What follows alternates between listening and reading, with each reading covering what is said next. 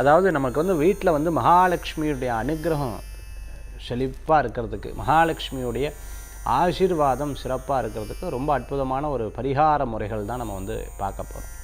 எப்படி அப்படின்னு பார்த்துட்டிங்கன்னா, ஒரு தாம்பாளம் எடுத்துக்கோங்க. அந்த தாம்பாளத்தில் நெல் வச்சுட்டு இந்த நெல்லுக்கு மேலே காசு வச்சுக்கோங்க. அந்த காசு வச்சுட்டு இந்த காசுக்கு அப்படி கீழே கோலம் போட்டு அப்படி வச்சுக்கோங்க. அதுக்கப்புறம் இந்த பக்கம் மஞ்சள் குங்குமம் ரெண்டையும் கலந்துக்கலாம். அப்படி கலந்துட்டு அந்த காசு மேலே அர்ச்சனை, ஓம் மகாலட்சுமி நமஹ, மகாலட்சுமி நமஹ, மகாலட்சுமி நமஹ. மகாலட்சுமி முடிஞ்சால் மகாலட்சுமி அஷ்டகம் படிக்கிறது ரொம்ப சிறப்பு. நமஸ்தேஸ்து மகாமாயசி பீட்டேஸ்வர பூஜை சங்கச்சக்கரதாசி மகாலட்சுமி நமஸ்தே, நமஸ்தே கருடாரூப கோலாசுலங்கார சர்வபாப ஹரே தேவி மகாலட்சுமி நமோஸ்துதே. அப்படி அம்பாளுடைய அந்த அஷ்டகம் படிக்கிறது ரொம்ப சிறப்பு. அப்படி குங்குமத்தில் அர்ச்சனை பண்ணிட்டு அந்த குங்குமத்தை எடுத்து நெத்தியில் இட்டுக்கலாம். ஃபஸ்ட்டு நைவேத்தியமெல்லாம் பண்ணிவிட்டு அந்த குங்குமத்தை எடுத்து நெத்தியில் இட்டுக்கலாம்.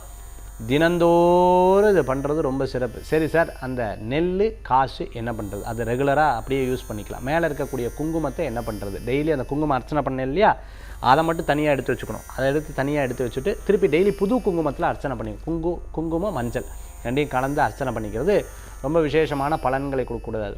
இது ஒரு 48 நாள், ஒரு மண்டலம் 90 நாள் பூஜை பண்ணும்போது மகாலட்சுமி அஷ்டத்துக்கு அவ்வளோ பவர்ஃபுல் இருக்குது. சில பேர் காலையில் சாயந்தரம் பண்ணியிருக்கா நான் சொல்லி, அவளுக்கு மிகப்பெரிய பலன்கள் கூடி வந்திருக்கக்கூடியதாக இருந்துருக்கு. அவர் ஒரு வார்த்தை ஒருத்தர் சொன்னார், சார் நான் அந்த 9 மாதம் பூஜை பண்ண 9 வருஷத்துக்கு உண்டான பணம் வரவன் இறைவன் எனக்கு கொடுத்துட்டேன் சார், உண்மையாகவே ரொம்ப சந்தோஷப்படுறேன் சார் அப்படின்னு சொல்லிட்டு ஒரு சொத்து மூலமாக அவருக்கு பணம் வந்தது.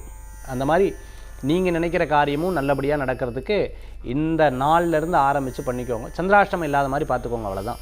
மற்றபடி மகாலட்சுமி பூஜை பண்ணிக்கிறது ரொம்ப விசேஷமான பலன்களை கொடுக்கும்.